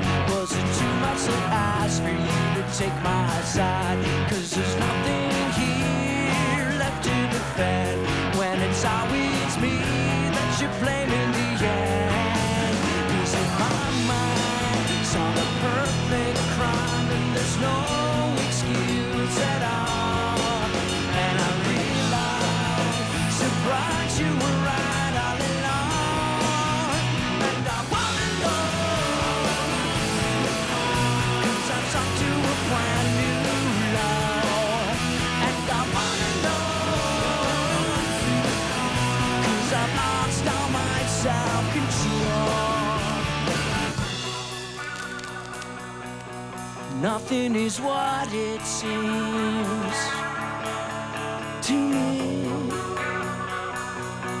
You're sleeping without the dreams.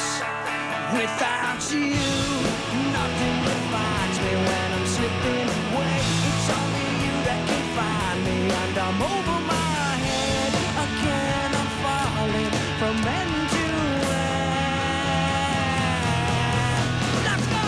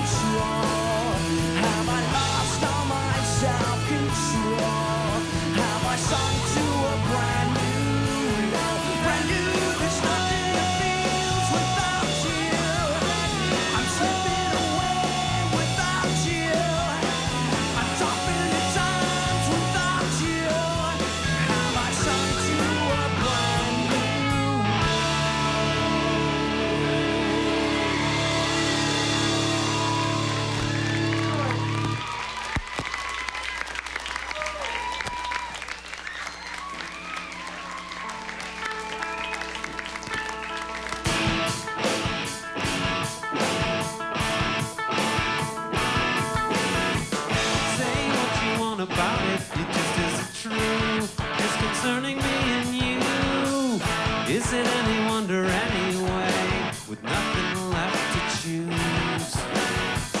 If you see it for yourself ahead, first you can go, later you can fake it so. Why make it any harder? Just tell them everything you know. Is it wise to make amends? No surprise, you're among friends. Say goodbye and find a place you'll keep, hidden somewhere cold and deep. Don't disappoint us all and cheat away your time.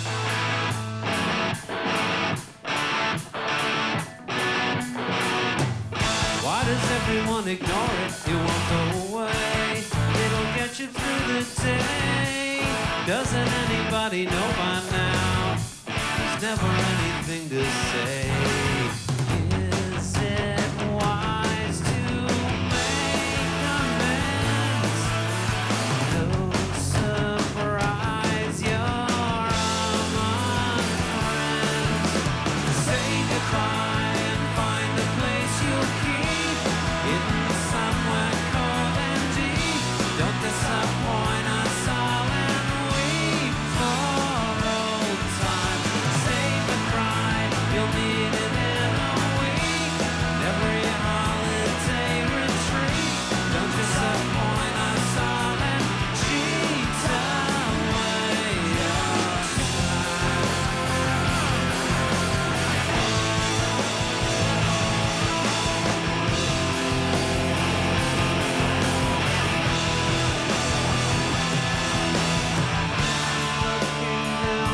tunnel, but I can't see the light. Say goodbye and find a place you'll keep, hidden somewhere cold and deep. Don't disappoint us all and weep for old times. Save a cry, you'll need it in a week. Every holiday retreat. Don't disappoint us all and cheat away your. Say goodbye and find a place you'll keep, hidden somewhere cold and deep. Don't disappoint us all and cheat away your cheat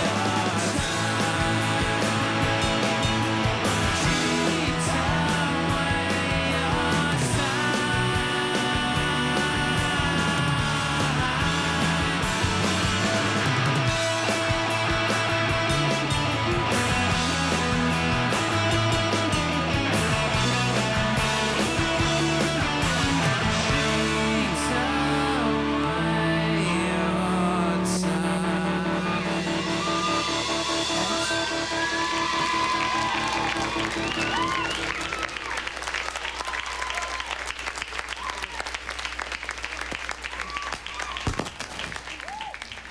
Music Without Borders continues. Two parts, a national benefit concert, an opportunity for you to help raise money, the number scrolling across your screen to get involved, but also a discussion forum as well. This is being carried on a bunch of networks. We should tell you, it's running on Much Music. It's also on Much More Music. It's broadcasting in the United States on Much Music USA. You have APTN, Canadian Learning Television, Star TV, Court Television Canada, and Edge TV, all part of this discussion as we just try to, get a little bit deeper if we can into the issue and find out what do we do next. And that's what we're going to deal with in this next segment is after all that we've seen, after all that we've witnessed, after all that we've spoken about, how does the world respond? There's been a lot of talk of how our country should respond to the attacks in the U.S. We hit the streets to ask Canadians what they think. Well, regardless of what I think things are going to resolve itself. I think karma's got a big part in this play. We should focus more on cutting off the financial resources that bin Laden and those terrorists might have. Canada, in the most part, is just following what the United States says, and a lot of the times I think Canada is afraid to take their own stance. A situation like this is the opportunity to deal with this in perhaps a new way. We do believe that the perpetrators must be brought to justice, but we don't think that that justice can result from violent revenge. A lot can be done through criminal courts, through the national and international laws. The framework to establish the court does exist within the UN structures, but there hasn't been enough support among states in order to actually bring it into being.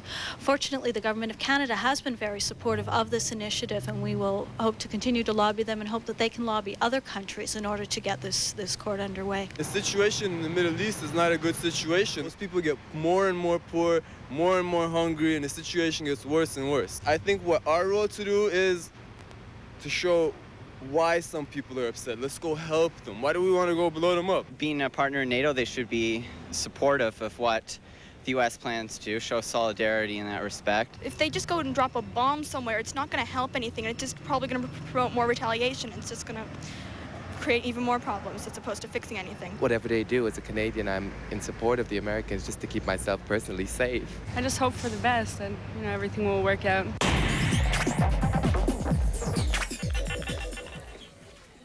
That's the big question, because that's what's going to all affect us directly, and the conversation continues here. A professor of political science, Glendon College at York, teaching also international relations, is Stéphane Roussel is joining us. Bill Graham is still with us, and Gord Downey, who just performed solo, and also with the Tragically Hip. You may have heard of them. Let's start this whole thing off right here.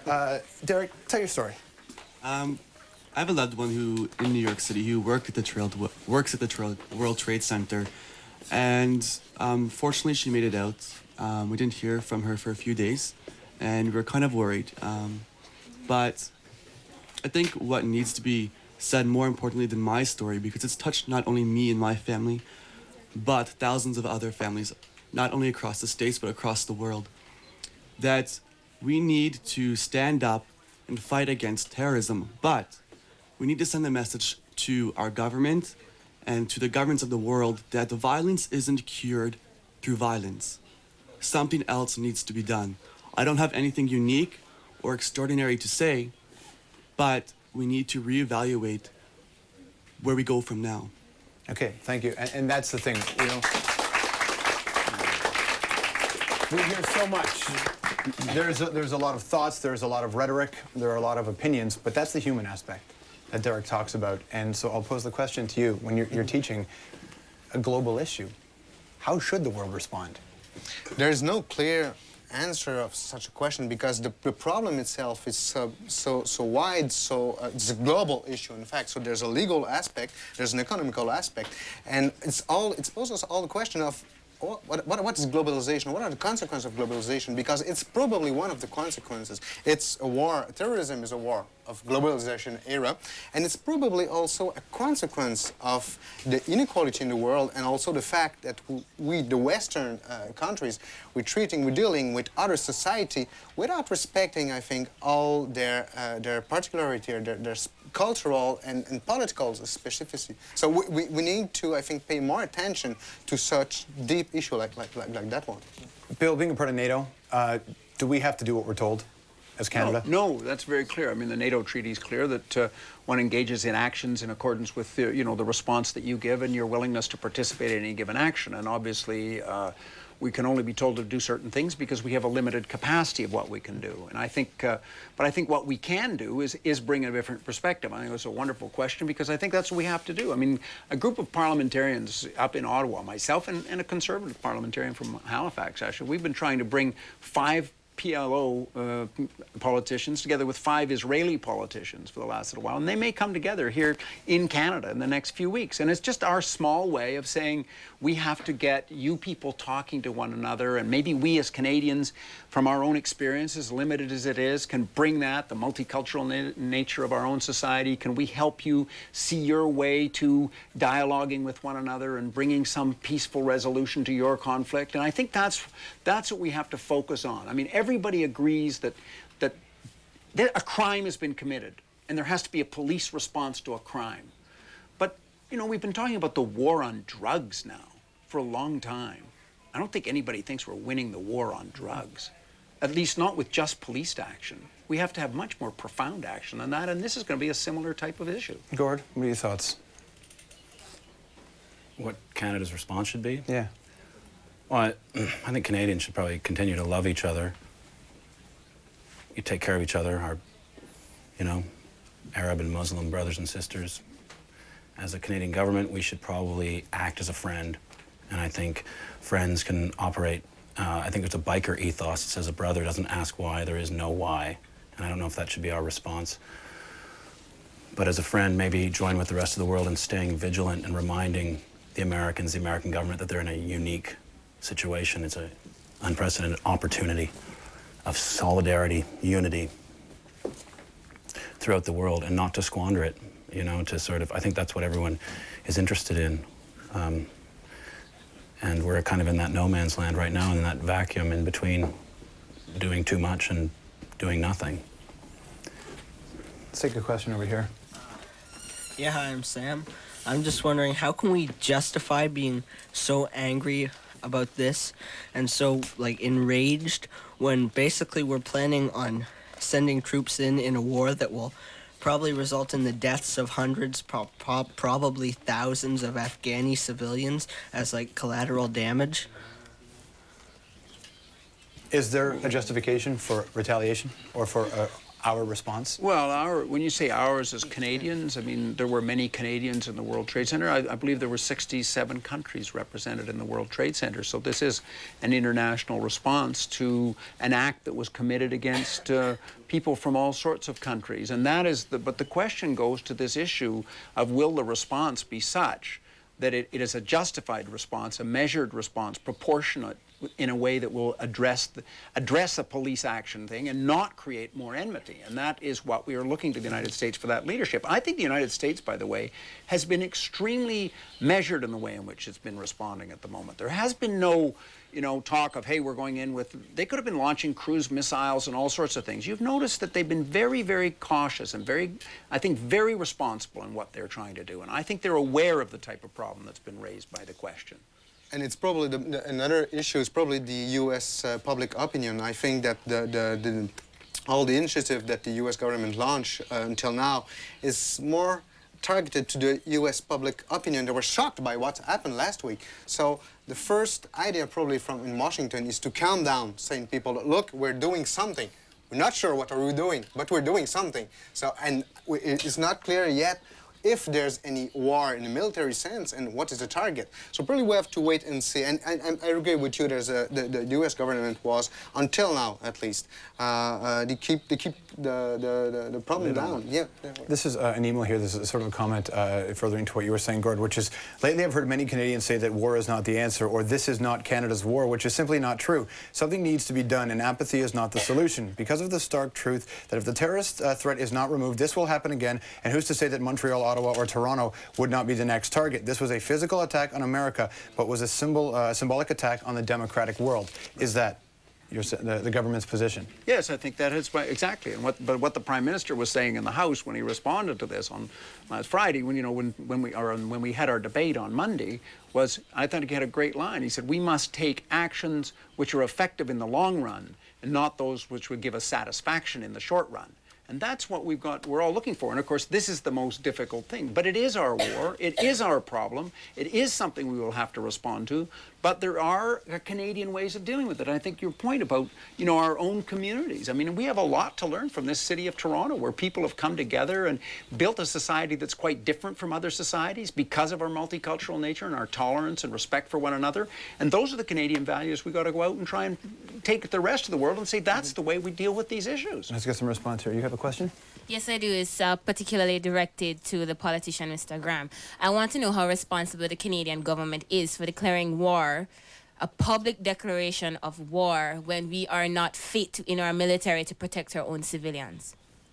Well, I don't agree with you. I mean, actually, there's been no, to my understanding, a declaration of war. What NATO adopted under Article 5 was that an attack on the United States was an attack on any member of NATO. So we're now willing to, or we're standing beside the United States to enable them to deal with this issue. But that is not quite the same as saying we're going to war. But I don't understand why you're saying we don't have enough military to defend ourselves. I think that is not an accusation I've heard about Canada. Just on a personal basis, because I was not raised here. I've been here for the last 2 years, right. And I'm a political science student at U of T.